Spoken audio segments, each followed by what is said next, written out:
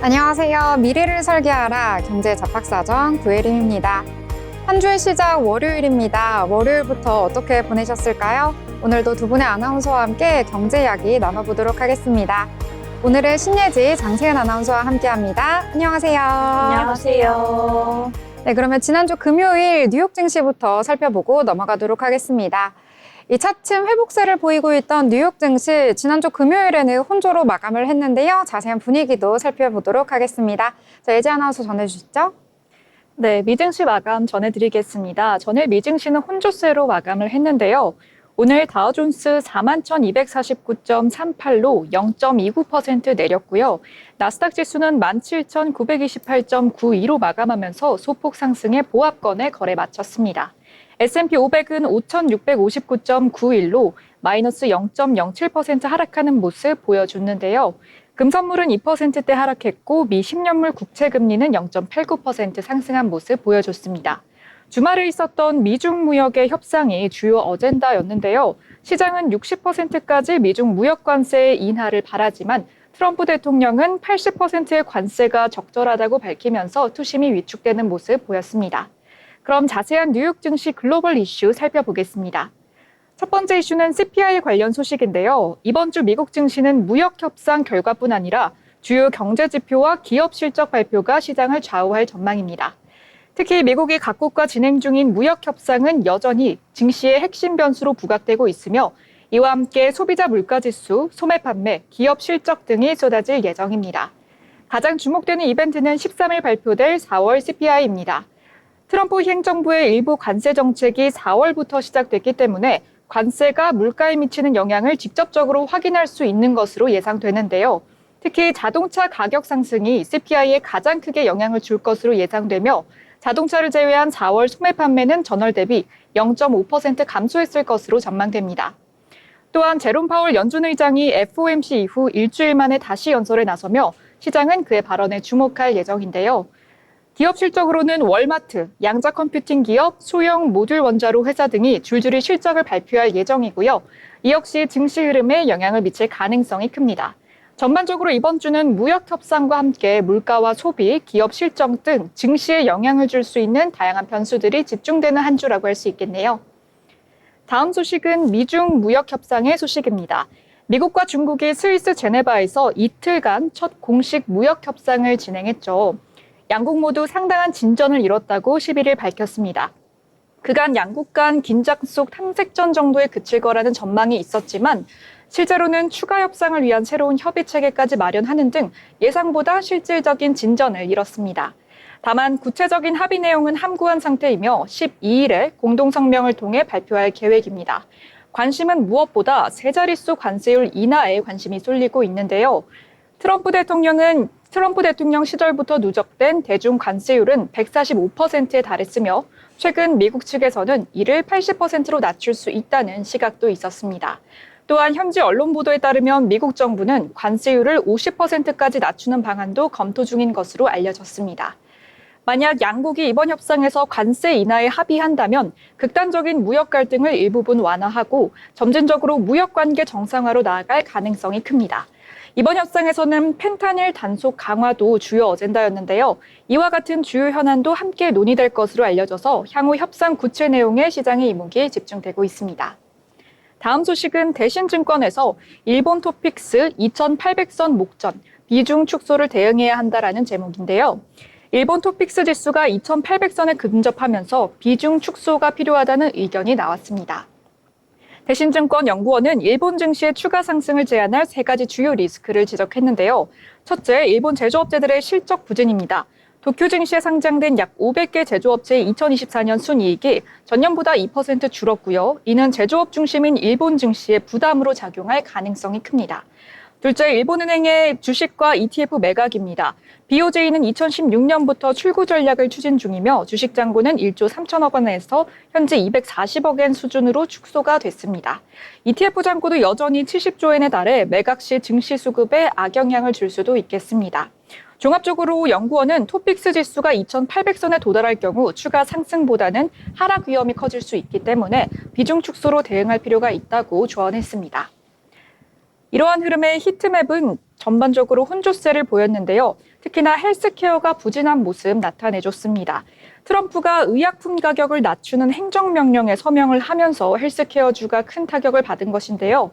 제약바이오주 부진을 하면서 제약바이오주는 2% 가까이 밀려나는 모습 보였습니다. 일라이릴리가 2.25% 빠졌고요. 머크론도 2% 가까이 하락하는 모습 보였습니다. 자세한 M7 소식 한번 보시겠습니다. 마이크로소프트 오늘 0.13% 상승한 438.73달러에 마감했습니다. 세 기업 중에서 시가총액 1위인 마이크로소프트의 주가 상승세는 견조하게 유지가 되고 있습니다. 미국 기업 중에 유일하게 3조 달러대를 유지하고 있는 마이크로소프트는요, 빅테크 기업 중에서 AI 설비 투자 규모를 계속해서 늘리고 있고요. 마이크로소프트도 주가가 저점에서 평균 10에서 20% 올라온 상태로 안정권에 접근했습니다. AI 확장은 장기적인 글로벌 트렌드로 관련 기업들은 관세 충격을 덜 받을 것으로 예상된다는 전문가의 분석이 있었습니다. 다음 소식은 메타 소식인데요.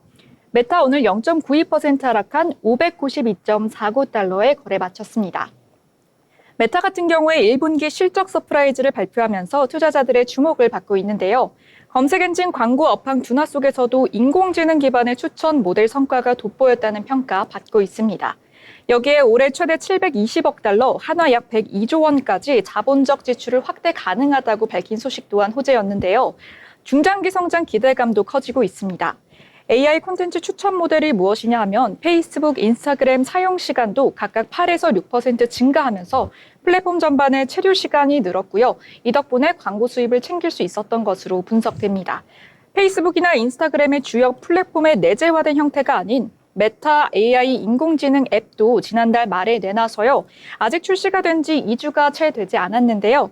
이런 메타 AI에 대한 실적도 주목해 볼 필요가 있겠습니다. 다음은 아마존 소식입니다. 아마존 오늘 0.51% 상승한 193.06달러에 마감하는 모습 보였습니다. 아마존 같은 경우에 어플 관련해서 참고할 만한 이슈 가져와 봤는데요. 현지 시간 10일 뉴욕타임즈에 따르면 미국 연방법원이 최근 애플이 앱 내에서 외부 결제를 허용하도록 판결을 내렸습니다. 이에 따라서 아마존의 킨들이나 스포티파이, 패트리온 등의 주요 앱들이 기존 애플 결제 시스템을 우회하는 방식으로 개편될 것이라는 호재 소식이 있었는데요. 현재까지 애플은 개발자가 앱 내에서 외부 결제 링크나 버튼을 포함하지 못하게 한 점, 그리고 앱스토어를 벗어나서 결제할 때 경고 문구를 띄우는 것이 있었는데 이것이 반독점 소송에서 패소하게 된 원인입니다. 이에 따라서 아마존은 킨들 앱에 도서 받기라는 버튼을 추가할 수 있었다고 하는데요. 사용자가 자사 웹사이트로 이동해서 도서를 직접 구입할 수 있도록 했습니다. 이 같은 변화는 기존의 애플이 앱 내 결제 시 최대 30%까지 수수료를 부과하던 기존 구조에서 벗어난 건데요. 이에 따라서 많은 아마존 사용자들이 아마존과 관련된 어플의 결제를 더 원활하게 할 수 있을 전망입니다. 다음은 알파벳 소식입니다. 알파벳 오늘 0.88% 내림 154.38에 마감했습니다. 주요 소식은 AI 검색 엔진 때문에 구글에 대해서 조금은 좋지 않은 전망이 예상되면서 구글의 모회사인 알파벳의 주가가 한때 8% 폭락하는 모습을 보였습니다. 지난 8일 애플의 서비스 부문 책임자인 에디 큐 부사장에 따르면 AI 검색 엔진이 구글과 같은 표준 검색 엔진을 대체할 것이라고 믿는다고 말한 것에 파급이 있었습니다. 지난달 사파리의 검색량이 처음으로 감소하면서 사람들이 AI를 더 많이 찾게 된 건데요. 문제는 전통적인 검색 엔진을 사람들이 덜 찾을수록 구글의 광고, 즉 구글의 클릭률이 감소하면서 광고 수익이 떨어지기 때문입니다. AI 기업도 광고 시장에 속속 진출하면서 구글에 대한 위협이 더 커지고 있습니다. 다음은 애플 소식입니다. 애플 오늘 0.53% 상승한 198.53달러에 마감하는 모습 보여줬습니다. 애플이 구글과의 계약을 하고 있다고 입장을 밝히면서인데요. 지금은 애플이 구글과의 검색 엔진 계약을 통해서 200달러, 한화로는 약 28조 원을 매년 챙겨오고 있었습니다. 이 계약이 내년까지 유효하고 애플에게 2년 연장 권한이 있는데요. 구글은 이미 오랜 소송에서 반독점법을 위반했다는 판결을 받았죠. 애플과 삼성은 거액을 지급하면서 검색 엔진을 기본값으로 설정해달라고 구글이 요청했기 때문인데요. 에디 큐 애플 부사장은 8일 법정에서 AI 검색 엔진에 중점을 둔 사파리 개편을 적극 검토하고 있다고 밝혔습니다. 이에 따라서 더 이상 구글을 표준 검색 엔진으로 쓸 필요가 없어진 건데요. 애플과 구글과의 협상에 따라서 애플이 연간 200억 달러의 막대한 수익을 포기해야 할 수도 있기 때문에 향후 대응에 관심이 쏠리고 있습니다. 다음은 엔비디아 소식입니다. 엔비디아 오늘 0.61% 하락한 116.65달러에 마감하는 모습 보여줬습니다. 현지 시간 7일 도널드 트럼프 행정부가 전임 바이든 행정부의 인공지능 수출 통제 정책을 철회할 것이라는 소식에 3% 넘게 상승하는 모습도 보여줬는데요. 이 수출 통제가 무엇이냐 하면 바이든 정부가 정권 말에 AI 확산 프레임워크라는 수출 통제 시스템을 마련을 해서요. 전 세계 국가들 동맹이나 파트너 국가, 일반 국가, 우려 국가로 구분을 하고 각각 AI 칩에 대한 수출 통제를 추진했었습니다. 이것 때문에 엔비디아의 최신 칩이 중국에 수출이 제한된 점이 있었죠. 따라서 트럼프가 주요 국가와 통상 협상을 진행하고 있는 시점인 만큼 이 AI 칩 수출 통제 문제도 이 협상과 연계될 수 있다는 분석이 나옵니다. 마지막 테슬라 소식입니다. 테슬라 오늘 4.72% 상승한 298.26달러에 마감하는 모습 보였습니다. 테슬라도 호재 소식이 있죠. 바로 로봇택시 출시인데요. 테슬라가 오는 6월에 텍사스의 오스틴에서 로봇택시 서비스를 처음 출시하는 일정을 앞두고 있습니다. 투자자들의 기대감이 정말 높아지고 있는데요. 이에 테슬라는 큰 폭으로 상승했습니다. 현지 시간 10일 한 투자 매체에 따르면 일론 머스크가 테슬라가 앞으로 10배 이상 성장할 수 있다고 자신했는데요. 일론 머스크가 기대를 걸고 있는 휴먼 와이드 로봇인 옵티머스도 살펴보셔야겠습니다. 그의 시나리오는 1억 대의 로봇을 개당 10만 달러에 판매해서 10조 달러의 시장을 열겠다는 것인데요. 이에 따라 테슬라의 밸류에이션은 여전히 높은 것으로 평가되고 있습니다. 지금까지 미증시 마감 시황이었습니다. 네, 여러 가지 내용들 알기 쉽게 정리해 주셨습니다. 일단 미국의 시장에서 가장 주목을 하고 있는 것은요, 23일에 나올 4월의 CPI 지수인데요. 이 경제 지표를 살펴보면서 이 트럼프 정부가 여러 가지 무역과 관련해서 이 관세를 때리고 난 이후에 어떻게 시장이 변화했을지 이 부분에 대해서 투자자들이 주목을 하고 있습니다. 참고하셔서 투자 포트폴리오 짜시면 좋을 것 같네요. 자, 그럼 이번에는 기업에 대해서 알아볼 시간인데요. 자, 세연 아나운서 어떤 기업 준비하셨을까요? 네, 최근 글로벌 뷰티 시장에서 K-뷰티의 인기가 날로 높아지고 있는데요. 특히 자외선 차단 제품인 선크림이 세계적으로 큰 관심을 받고 있습니다. 오늘은 이 분야에서 깜짝 실적을 기록하며 글로벌 시장에서 주목받고 있는 한국콜마에 대해 이야기 나눠보겠습니다. 한국콜마는 1990년에 설립된 화장품 및 건강기능식품 ODM 전문 기업입니다. 창립 이후 꾸준히 기술 혁신과 품질 관리를 통해 국내외 유명 브랜드들의 제품을 제조하며 성장해 왔는데요. 특히 자외선 차단제와 같은 기능성 화장품 생산에서 높은 기술력과 뛰어난 품질 관리로 시장에서 탄탄한 신뢰를 받고 있습니다. 최근 K-뷰티의 글로벌 열풍을 타고 해외 수출 비중도 꾸준히 증가하고 있으며 주요 브랜드들과 협력을 더욱 확대하며 글로벌 ODM 시장에서 중요한 위치를 차지하고 있습니다. 한국콜마는 올해 1분기에 연결 기준 영업이익 599억 원을 기록하며 전년 동기 대비 무려 85%라는 놀라운 증가율을 보여줬습니다. 같은 기간 매출액은 6,531억 원으로 전년 대비 14% 증가했고 당기순이익은 232억 원으로 92%나 상승하며 시장의 예상치를 훌쩍 뛰어넘는 뛰어난 성과를 달성했습니다. 특히 한국콜마의 국내 법인은 해외 시장으로의 수출 물량이 급격히 늘어나며 매출과 영업이익 모두 사상 최대치를 기록하는 놀라운 실적을 보여줬습니다. 한국콜마의 최근 실적 호조는 주로 자외선 차단 제품인 선크림의 글로벌 수요 증가에 기인합니다. 특히 조선미녀, 달바, 스킨천사 등 인기 브랜드의 선크림 제품이 해외 시장에서 인기를 끌면서 이들 제품의 수출이 크게 증가했습니다. 이에 따라 한국콜마 국내 법인의 선케어 제품 매출 비중은 전체 매출에서 27%로 전년 대비 12%포인트나 상승하며 전체 실적을 이끌어냈습니다. 또한 선크림 외에도 메이크업을 포함한 색조 화장품 매출도 전년 대비 34% 증가하며 실적 향상에 크게 기여했습니다. 한국콜마는 글로벌 시장에서도 높은 성과를 기록하고 있습니다. 특히 중국 법인은 현지 주요 고객사의 주문 증가에 힘입어 1분기 매출액 416억 원을 기록하며 전년 대비 20% 증가했고 영업이익도 73% 증가한 31억 원을 기록했습니다. 중국 시장의 경기 회복이 더딘 가운데 K뷰티 제품에 대한 현지 수요가 꾸준히 증가한 덕분인데요. 미국 법인의 약진도 눈에 띕니다. 현재 중소 및 인디 브랜드의 주문이 지속적으로 증가하고 있으며 특히 트럼프 행정부의 관세 정책으로 인해 미국 내에서 생산 문의가 늘면서 1분기 매출액은 전년 대비 211% 증가한 217억 원을 기록했고 영업이익은 15억 원으로 흑자 전환했습니다. 미국에서는 추가적으로 제2공장의 임시 준공 승인을 완료했으며 본격적인 가동을 앞두고 있어 앞으로 미국 시장에서의 성장이 더욱 기대됩니다. 한국콜마는 다가오는 2분기에도 주요 브랜드들의 생산 및 주문이 더욱 늘어날 것으로 예상하고 있습니다. 특히 자외선 차단제의 수요가 가장 높은 시기인 만큼 선케어 제품의 생산 확대가 기대됩니다.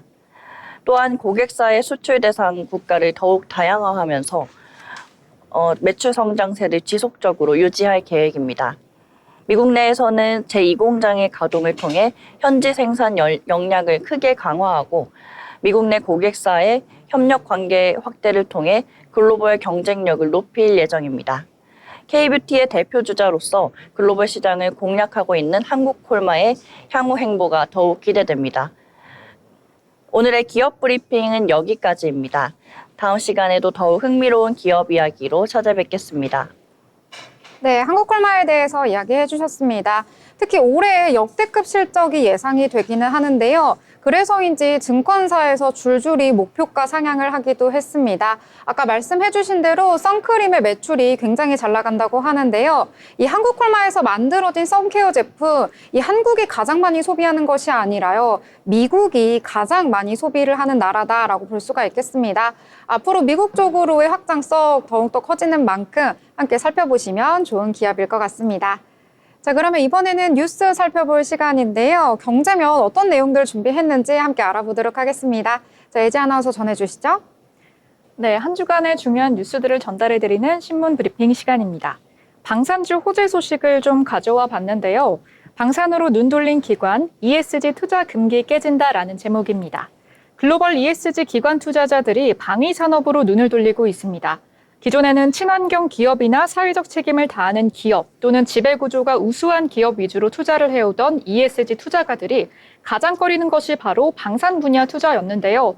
인명살상에 활용된다는 점 때문에 사실상 투자 금기로 여겨지던 업종이었습니다. 하지만 러시아 우크라이나 전쟁이 장기화되면서 이것을 전략적 지속 가능성 산업으로 재정의하려는 움직임이 커지는 분위기입니다. 이러한 움직임은 유럽을 시작으로 포착이 되고 있는데요. 노르웨이에서는 무려 운영 자금이 1조 8천억 달러에 달하는 국부 펀드가 방산 투자를 할 수 있어야 된다라는 것을 두고 갑론을박이 정치권에서 벌어지고 있다고 합니다. 또한 유럽 방산업종 상장지수 펀드는 올해 들어 지난 9일까지 52%나 상승하는 모습 보여줬습니다. 노르웨이의 진보당은 국가 예산으로 F-35 전투기를 50대 넘게 사들인 노르웨이가 이를 제조한 록히드 마틴에 대한 국부펀드 투자를 막는 것은 위선이라고 주장을 하면서요. 지난 3월 관련법 개정안을 발의했습니다. 영국도 비슷한 움직임을 보여주고 있는데요. 영국 같은 경우에 방산업과 관련해서 지속적으로 관련 규정에 대해서 금융감독청이 방산기업 투자를 금지해선 안 된다고 공식 발표했습니다. 이렇게 유럽 방산업종 ETF가 올해 52%나 오른 만큼 방산업과 관련한 시각이 완화되고 있는 모습 보여주고 있습니다. 다음 소식은 중국판 M7 소식인데요. 성장 시동 걸렸는데 저평가 여전, 중국판 M7 집중 투자할 때라는 제목입니다. 이런 11일 정의연 미래에셋 자산운용 ETF 본부장에 따르면 미래에 대한 과학적 연구 성과는 중국과 미국이 1, 2위를 다투고 있는데 중국 빅테크 기업들이 저평가되고 있다고 말했습니다. 최근 들어 중국은 AI 머신러닝 논문 수나 인용 특허 획수에서 미국을 추월하는 모습을 보였고요. 네이처를 인용하면 기초과학 연구 경쟁력도 중국이 미국을 제쳤습니다. 하지만 트럼프와 중국 고립에 대한 정책이 되려 중국의 기술적 자립을 재촉하는 계기를 만들게 된 건데요. 이에 따라서 미래에셋은 글로벌 포트폴리오 관점에서 중국 빅테크에 투자할 적기가 바로 지금이라고 안내했습니다. 지난해 GDP 기준 미국은 약 27조 달러, 중국은 약 18조 달러로 경제 규모 격차는 2배 안팎으로 좁혀졌지만요. 증시의 밸류에이션은 10배 이상 차이가 나는 비대칭이 존재했기 때문입니다. 중국판 M7 기업에는 텐센트, 알리바바, 샤오미, 전기차의 BYD가 있고 나머지 3개 기업은 중국 내 배달이나 호텔 예약 등을 제공하는 메이환, 그리고 중국의 최대 파운더리 기업인 SMIC, 마지막으로 레노버가 있습니다. 미래에셋에서도 홍콩과 중국 증시를 아우르는 타이거 차이나 테크 톱10을 오는 13일에 ETF로 상장한다고 밝혔는데요. 저평가 상태에 놓여있는 중국판 M7에 선제적으로 접근하는 전략을 가지게 되면 큰 상승폭을 누릴 수 있을 것이라고 전망했습니다. 다음 소식은 ETF 가상자산 관련한 소식입니다. 가상자산 시장 점유 2위 한국, ETF 시장은 이라는 제목의 기사인데요. 다음 달 대통령 선거를 앞두고 더불어민주당과 국민의힘이 비트코인 현물 상장지수 펀드 허용을 공약으로 내걸었습니다. 가상자산 시장 분석업체 카이코에 따르면 지난해 가상자산 원화 거래량이 글로벌 거래량의 37%를 차지했는데요. 이는 미국 달러가 차지하는 47%에 이어서 두 번째로 높은 비중이라고 합니다. 유로와 튀르키예의 리라, 일본의 엔화 모두 10%에 미치지 못하는 상황이기 때문에 국내의 가상자산에 대한 관심은 뜨거워지고 있습니다. 국내 기관 투자자와 ETF 자금 유입이 자산의 가격 상승으로 이어질 수 있다는 전망도 나오고 있습니다. 우리 금융당국은 지난해 미국 현물 ETF를 허용할 당시에 발행은 물론 중개까지 금지한 바가 있는데요.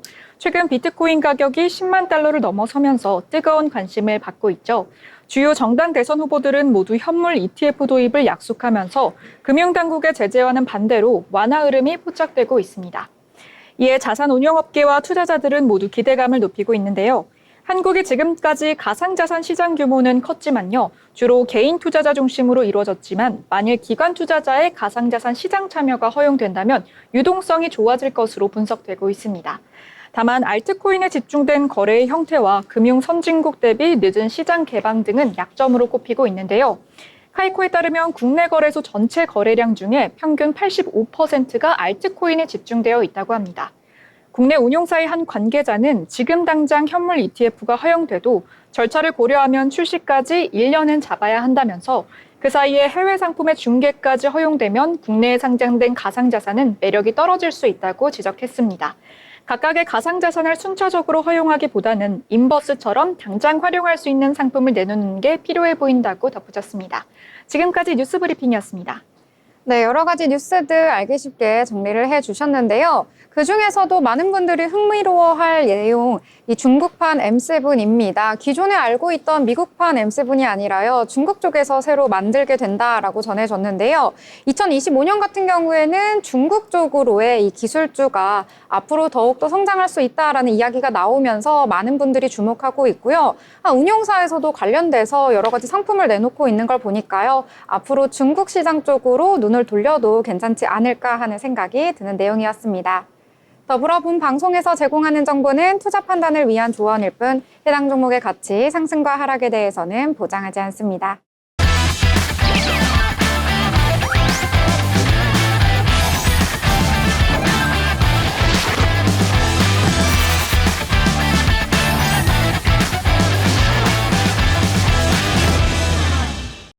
네, 이번 시간은 돈을 잘 벌고 싶은 고수가 되고 싶은 아나운서들이 모여서 주식 이야기, 경제 이야기 함께 나눠보도록 하겠습니다. 먼저 국내 증시 분위기부터 살펴보고 넘어가려고 하는데요. 일단 주말 동안 미국과 중국 간의 협상 긍정적으로 마무리가 되었다라는 소식 속에서 오늘장 출발부터 좋은 모습 보여줬는데요. 그다지 힘을 내진 못하고 그래도 플러스권에서 마감이 되는 모습 나타났습니다. 코스피 같은 경우에는 2600선 한 달 반 만에 회복되는 모습 보였는데요. 전거래일 대비 1.17% 상승하면서 2607선에서 거래를 마쳤습니다. 자, 일단 코스피 시장에서 수급 같은 경우에는요, 외국인은 매수하긴 했는데 물량이 그다지 크진 않았고요. 기관 같은 경우에는 3천억 원 넘게 매수 우위를 보였다라고 보실 수가 있겠습니다. 코스닥 시장 같은 경우에는 전거래일 대비 0.4% 상승하면서 강보합선에서 마감했는데요. 725선에서 거래를 마쳤습니다. 이 장중에 등락을 거듭하긴 했는데요. 그래도 오후장 들어서는 플러스권으로 안정적으로 움직이는 모습 보였다라고 보실 수가 있겠습니다. 이 코스닥 시장에서는 외국인과 기관 동반 매수 포지션 나타났는데요. 외국인은 900억 원 넘게, 기관은 40억 원가량 물량이 그다지 크진 않았다라고 보실 수가 있겠습니다. 이 시가총액 상단에 위치한 종목들도 확인을 해보시면은요, 일단 코스피 시장에서는 전체적으로 빨간불이 더 많이 보였던 시장이었습니다. 특히 코스피 지수를 이끌었던 건 반도체였는데요. 반도체 그중에서도 삼성전자가 5% 넘게 큰 폭으로 상승을 해줬고요. SK하이닉스도 2%대 강세 속에서 마감을 했습니다. 이 반도체 같은 경우에는 수출액이 증가됐다는 소식, 그리고 삼성전자와 SK하이닉스의 D램 가격이 인상된다는 소식도 있었고요. 또 미국과 중국의 무역 협상이 긍정적으로 마무리됐다라는 소식 속에서 반도체 투톱뿐만 아니라 한미 반도체까지 반도체주 전반이 강하게 상승을 했다라고 보실 수가 있겠습니다. 이 밖에도 제약바이오 같은 경우에는 앞으로 관세가 부과될 것이다라는 소식 속에서 오늘 하락하면서 마감하는 모습 나타나줬습니다. 삼성바이오로직스 4%대 급락하면서 마감을 했고요. 셀트리온도 3.8%대 큰 폭으로 떨어졌다라고 보실 수가 있겠습니다. 코스닥 시장에서는 전체적으로 혼조세 보인 하루였습니다. 제약바이오 쪽에서 특히나 힘이 나지 못했고요. 이 클래시스 같은 경우에는 실적이 발표가 됐는데 굉장히 1분기에 호실적을 나타냈다라는 소식 속에도 불구하고 급락하면서 마감을 했다라고 보실 수가 있겠습니다. 자, 일단 전체적으로 한 달 반 만에 2600선 회복하면서 좋은 분위기 속에서 장이 흘러갔다라고 보실 수가 있겠는데요. 어떤 종목과 섹터가 어떤 이슈에 의해서 강하게 상승했는지 그 이유 함께 알아보도록 하겠습니다. 네, 그럼 예지 아나운서 어떤 내용부터 알아볼까요? 네, 오늘의 특징주 윌비스를 한번 가져와 봤는데요. 윌비스 같은 경우에 김문수 대선 후보가 1호 공약은 일자리 창출이라고 말하면서 상승하는 흐름 보여줬습니다. 윌비스 주가는 상한가를 찍으면서 시장에서 아주 뜨거운 관심 받고 있습니다. 12일 한국거래소에 따르면 윌비스 주가는 오전 11시 5분 기준으로 전일 대비 29.97% 오른 915원에 거래되면서 출발했는데요. 배경에는 김문수 국민의힘 후보의 대선 공약 발표가 있었습니다. 김 후보가 10대 공약 중 첫 번째로 자유주도 성장, 기업하기 좋은 나라를 약속하면서 특히 일자리 창출을 1호 공약으로 내세웠기 때문인데요. 그래서 일자리 관련주가 이렇게 주목을 받고 있습니다. 윌비스가 어떤 회사냐면요. 종합교육기업으로 공무원, 경찰, 소방, 고등고시 같은 국가고시나 전문직 시험 대비 교육을 운영하고 있습니다. 온라인 실시간 강의나 VOD 교재 출판까지 하고 있어서요. 공공직이나 전문직 준비하시는 분들한테 필수죠. 사실 윌비스는 1973년에 의복 제조업으로 시작을 해서 1989년에 유가증권 시장에 상장된 기업입니다. 지금은 교육 사업을 중심으로 성장 기반을 다지고 있고요. 섬유 사업도 여전히 하고 있습니다. 갭, 올드, 네이비 같은 글로벌 브랜드의 니트랑 수영복을 OEM 방식으로 수출을 하고 있고요. 인도네시아, 캄보디아, 도미니카 공화국, IT 등의 생산 기지를 운영하면서요. 가격 경쟁력과 품질로 수출 경쟁력을 유지하고 있습니다. 이런 흐름 속에서 오늘 윌비스가 급등했는데요. 윌비스 오늘 시가 1.42% 상승하면서 시작했고요. 고가는 무려 29.97%를 찍는 모습 보여줬습니다. 아무래도 전일까지는 반응이 없다가 12일에 김문수 후보가 대선 공약을 발표하면서 이러한 흐름 보인 것으로 보이는데요. 종가는 29.97% 유지해주면서 915원 선에서 마무리했습니다. 네, 주말 동안 여러 가지 격변의 이 상황이 있었죠. 결국에는 국민의힘 후보가 김문수 씨로 결정이 됐는데요. 1호 공약으로 일자리를 내세웠습니다. 이 가운데 윌비스는 10시가 되기 직전에 상한가로 직행하는 모습 나왔고요. 이외에도 일자리 관련해서 메가MD라든지 비상교육 등 여러 가지 교육 테마가 상승을 했다라고 보실 수가 있겠고요. 그 밖에도 김문수 정치 인맥과 관련된 여러 가지 종목들 오늘 강세 보였다 이렇게 정리를 해보도록 하겠습니다. 자, 그러면 오늘 장에서 또 다른 강세 테마 함께 이야기해 보려고 하는데요. 이번에는 글로벌 소식 전해드리도록 하겠습니다. 이 푸틴이 우크라이나의 휴전 협상을 제안했다라는 소식이 전해지면서 이 휴전에 대한 기대감 점점 커지고 있습니다. 이와 관련해서 우크라이나 재건주 오늘장에서 강세를 보였는데요. 자세한 내용을 살펴보시면은 이 푸틴 러시아 대통령이 크렘린궁에서 기자들과 만나서요. 이 우크라이나 당국에 이 튀르키예 이스탄불에서 15일경 만날 것을 제안한다라고 이야기를 했다고 합니다. 이 러시아는 반복적으로 이 휴전을 제안해 왔고 한 번도 우크라이나와 함께 대화하는 것을 거부한 적이 없다라고 하면서요. 2022년에 협상을 하려고 했었는데 그때 방해한 것은 러시아가 아니라 우크라이나다라고 주장을 하면서요. 이 중단된 협상 조건 없이 재개를 하자라고 언급을 했습니다. 이에 따라서 우크라이나 쪽은 어떤 반응을 내놨는지 살펴보니까요. 이 젤렌스키 우크라이나 대통령이 X에 글을 올렸습니다. 자, 러시아가 마침내 전쟁 종식을 고려하기 시작했다라는 것은 긍정적인 신호다라고 하면서 화답을 했고요. 전 세계는 이 순간을 오랫동안 기다려왔다라고 언급을 했는데요. 자, 일단은 내일 현지 시간으로 12일 휴전이 이루어질 것으로 기대한다라고 하면서 이 휴전에 대한 여러 가지 기대감 깃들게 표현을 했습니다. 이 외교적 해결에 필요한 여러 가지 기반을 마련하기 위해서 무조건적인 장기 휴전, 평화를 훨씬 더 가까이 가져올 수 있다라고 강조를 했다고 하는데요. 자, 일단은 시장에서 러시아와 우크라이나 드디어 휴전을 하는 건가 하는 기대감이 커진 모습인데요. 휴전 이후에 전쟁 속에서 여러 가지 파괴됐던 이 도시를 재건하기 위한 관련된 종목들 수혜를 받을 것으로 기대가 되고 있는데요. 자, 일단 오늘장 같은 경우에는 프리엠스 16%대 강세 속에서 마감을 했고요. SY 스틸텍 12%대, 대동기어는 7%대 상승했고 전진 건설 로봇도 7%대 상승을 했습니다.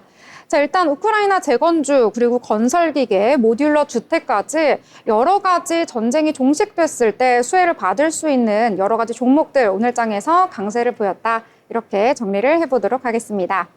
자, 그러면 또 다른 내용들 함께 이야기 나눠보려고 하는데요. 자, 예지 아나운서 이번에 어떤 내용일까요? 네, 오늘 상장한 따끈따끈한 기업이 있죠. 바로 로킷 헬스케어라는 기업인데요. AI 재생치료 플랫폼인 로킷 헬스케어가 상장 첫날 70% 상승하는 모습 보여줬습니다.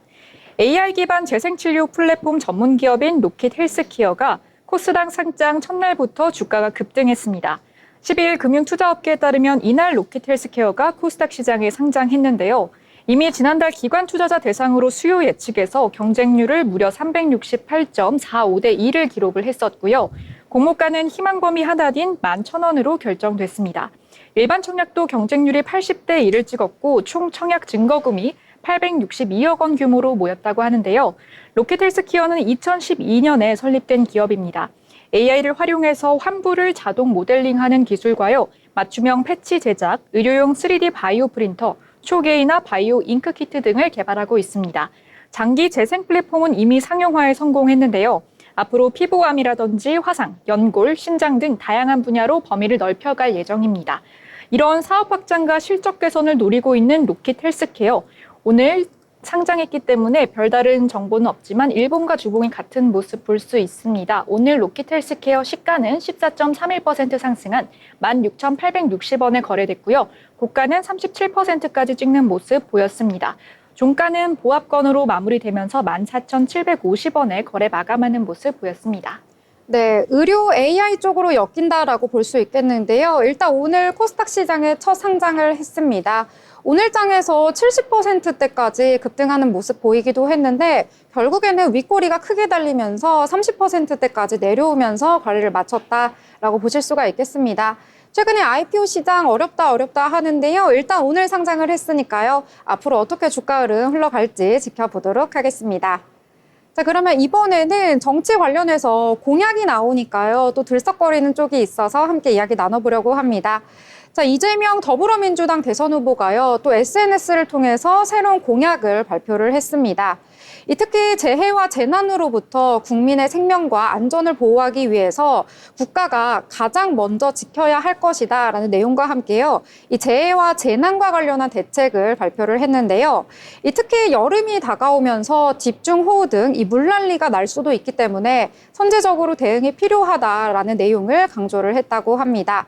자, 일단 도시 침수를 막기 위한 대심도 빗물 터널을 추가 설치하겠다라고 밝혔고요. 또 하수도 중점 관리 지역 및 지방 하천 등 이 배수 시설도 정비를 하겠다라고 밝혔습니다. 또 이 밖에 얼마 전에 있었던 일이죠. 이 산불과 함께 싱크홀 사고가 연일 나타나고 있기 때문에 이 부분에 대해서도 국가적으로 여러 가지 대책을 마련해야 한다라고 강조를 했는데요. 산불 재난 대응과 피해에 대해서 국가가 책임을 지는 쪽에 대해서 더욱더 강화를 할 것이고 또 이 땅꺼짐 사고와 공사장 안전사고 방지에 대해서도 여러 가지 제도적 이 대응책을 마련하겠다라고 언급을 했습니다. 또 소방관 보호 및 국민 안전 강화 등을 약속하기도 했는데요. 이 땅꺼짐 사고와 관련해서는 시민들이 안전하게 운전을 하고 다닐 수 있도록 노상하수도관 조기에 정비를 하고요. 또 지하 공사에 대한 사전 점검을 강화하겠다라고 공약을 내놓기도 했습니다. 자, 이에 따라서 수자원 관련된 종목들 그동안 시장에선 조용했었는데요. 오늘 장에서는 부각이 되는 모습 나타났습니다. 자, 일단 뉴보텍 같은 경우에는 6%대에서 거래를 마친 모습 나타났고요.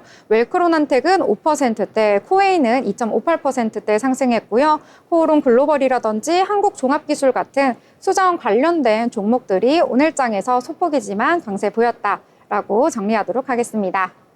자, 이번에는 또 다른 내용들 함께 이야기 나눠봐야겠죠. 자, 예지 아나운서 어떤 내용일까요? 네, 엔터주 들고 와봤는데요. 롯데쇼핑이 롯데시네마와 메가박스가 합병한다는 소식에 주가가 급등하는 모습 보였습니다. 미국에서는 트럼프 전 대통령이 외국 영화에 100% 관세를 부과하겠다고 발표하면서요. 글로벌 영화 산업이 충격을 받은 모습 보여줬는데요. 할리우드 스튜디오들이 제작비 절감을 위해 유럽으로 영화 제작지를 옮겼던 상황에서 이런 관세 정책은 파장이 클 수밖에 없겠죠. 실제로 영국 영화연구소에 따르면 2024년 영국 영화 제작 중 총 87%가 해외 자금이었고요. 아일랜드도 영화 제작 자금의 75%가 미국 자본이라고 합니다. 국내 영화계도 사실상 위기를 겪고 있는데요. 작년 영화관 매출이 1조 1,945억 원으로 2019년 호황기에는 1조 9,140억 원인 걸 감안하면 많은 폭에서 줄어든 걸 볼 수가 있습니다. 관객 수도 2억 2,668만 명에서 지금은 많이 줄어들었는데요. CJ E&M은 아마존 프라임 비디오와 협업해서 글로벌 콘텐츠 유통을 노리고 있습니다. 한편 롯데 컬처웍스와 메가박스 중앙이 합병 양해각서를 체결을 했는데요. 만일 합병이 완료되면 CGV를 제치고 국내 최대 규모 멀티플렉스가 탄생하게 됩니다. 롯데쇼핑은 발표 다음 날 6.92% 올라서 71,100원에 거래되는 모습 보여줬습니다. 이렇게 국내 주요 사업 매출이 회복세고 작년 손상차손에 따른 감가상각비 감소, 해외 사업 기여도 확장도 긍정적이라는 평가를 받고 있는데요. 이러한 흐름에 오늘 롯데쇼핑 상승하는 모습 보여줬습니다.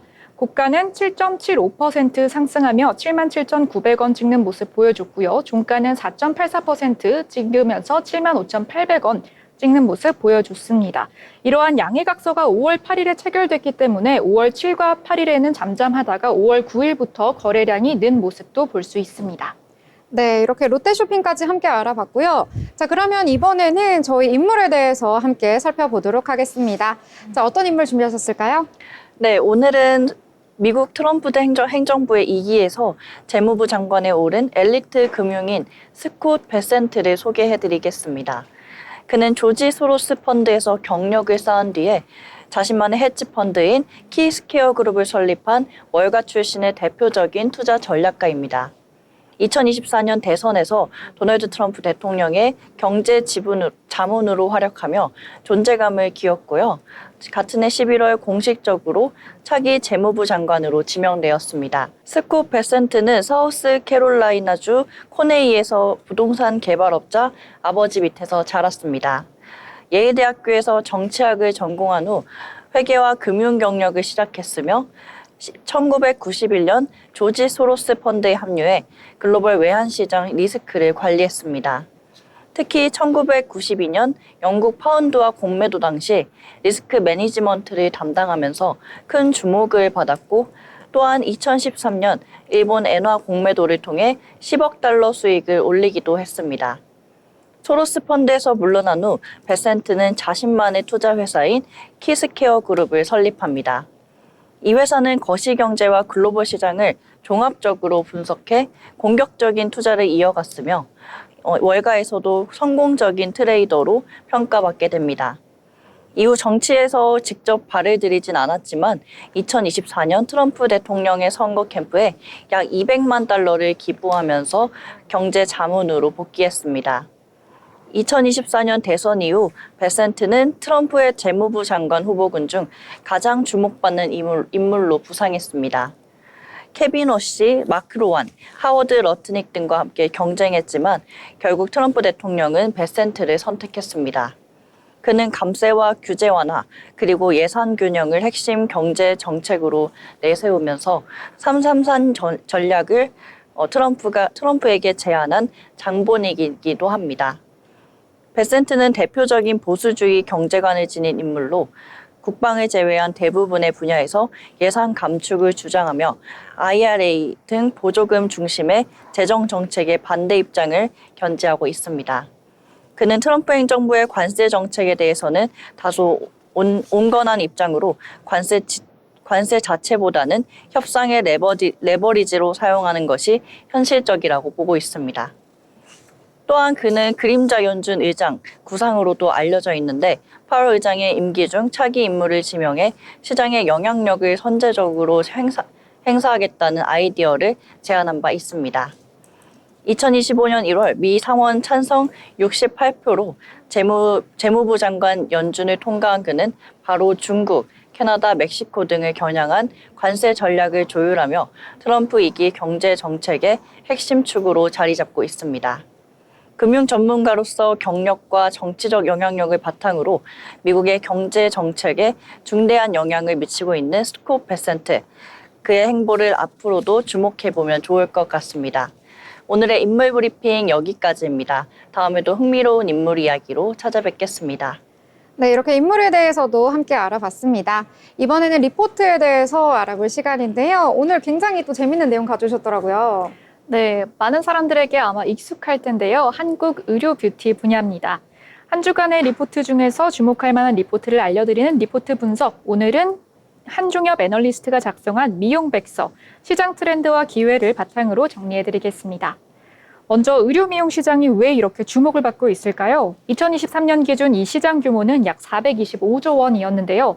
2032년에는 무려 865조 원까지 성장할 것으로 예상됩니다. 그렇다면 왜 이렇게 의료 시장이 빠르게 크고 있을까요? 바로 의료 미용은 대표적인 반복 소비 산업입니다. 필러나 보톡스 같은 시술은 보통 3개월에서 6개월에 한 번씩 다시 받아야 하거든요. 그러니까 한 번 고객이 되면 계속 꾸준히 소비를 이어가는 구조가 만들어지는 겁니다. 기술적인 트렌드도 흥미로운데요. 요즘 가장 주목받는 분야가 바로 재생의학 기반 스티뮬레이션 시술입니다. 과거에는 히알루로산 필러로 단순히 볼륨을 채우는 방식이 인기였지만 요즘에는 피부 자체에 내가 가진 콜라겐 생성을 유도해서 자연스럽게 회복시키는 기술이 트렌드라고 합니다. 해당 산업의 이러한 진입장벽과 인허가 문제 때문에 정말 고부가가치가 높은 산업이라고 할 수 있을 것 같은데요. 제조업 중에서도 고부가가치 분야라고 할 수 있겠습니다. 선도하는 기업들은 이미 70% 이상의 매출을 기록할 정도로 정말 높은 마진율을 보이고 있는데요. 한국에서는 톡신, 필러 분야에선 휴젤, 대웅제약, EBD의 클래시스, 루트로닉, 제이시스 메디칼, 윈텍 등이 공격적으로 해외에 진출하면서 글로벌 M&A를 확대하고 있습니다. 이스라엘에서 인모드라는 기업을 만들었다는 거 알고 계시나요? 인모드는 알마레이저라는 혁신 기술로 단기간에 인지도를 높이면서 프리미엄 시장에 진입을 하고 있습니다. 그럼 시장별로 상황을 한번 살펴보겠습니다.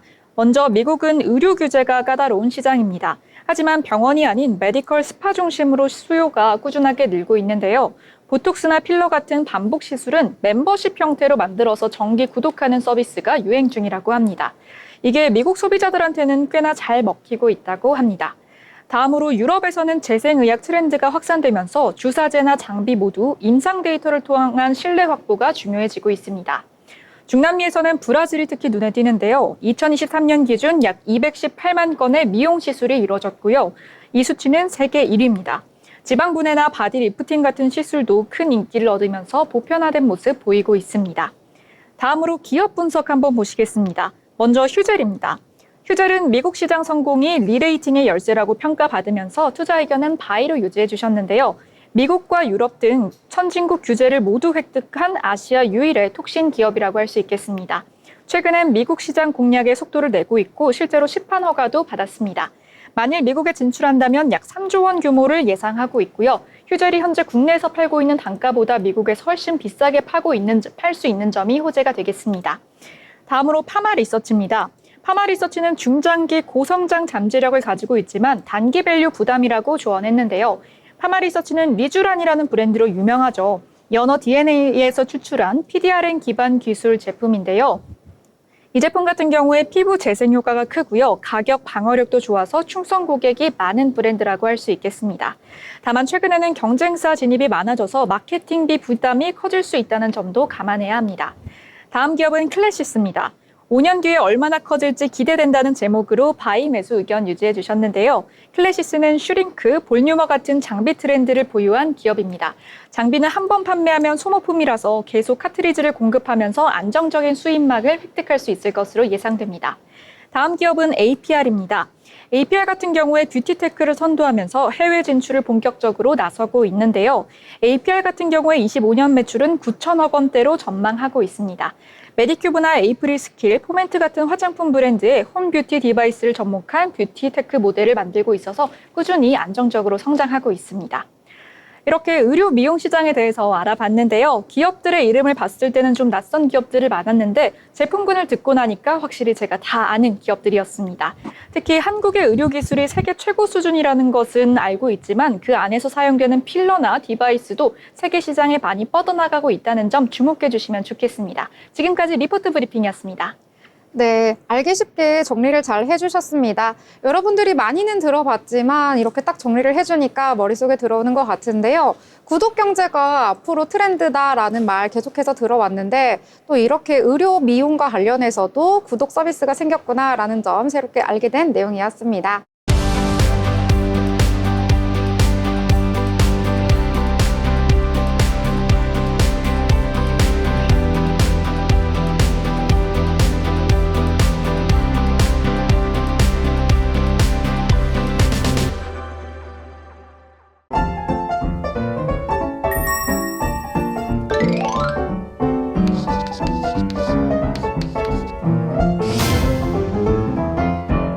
네, 이번에는 오늘장 마무리를 해보도록 하겠습니다. 세은 아나운서 어떻게 정리를 하면 좋을까요?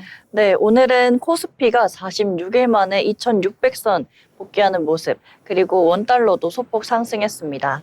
오랜만에 긍정적인 흐름 보였는데요. 계속해서 시장 잘 살펴보시면 좋을 것 같습니다. 네, 앞으로 시장을 잘 살펴봐라 라는 내용 전해주셨습니다. 자, 그럼 예지 아나운서 어떻게 마무리해볼까요? 네, 미중 무역 갈등이 화두죠. 지금 협상에 들어서고 있는데 연일 나스닥만 지금 상승 흐름세를 보여주고 있습니다. 따라서 앞으로 전개되는 미중 협상에 주목해 주시면 좋을 것 같습니다. 네, 여러 가지 무역과 관련해서 협상들 차근차근 해 나갈 거거든요. 어떤 국가와 어떤 협상을 거쳐서 어떤 결과를 내놓을지 살펴보시면 좋을 것 같습니다. 자, 일단 오늘장 회복되는 모습 나타났습니다. 2,600선 회복 이렇게 정리해 보도록 하겠습니다. 자, 월요일 방송 여기서 마무리 짓고요. 저희는 내일 방송으로 다시 찾아뵙도록 하겠습니다. 시청해주신 여러분 고맙습니다.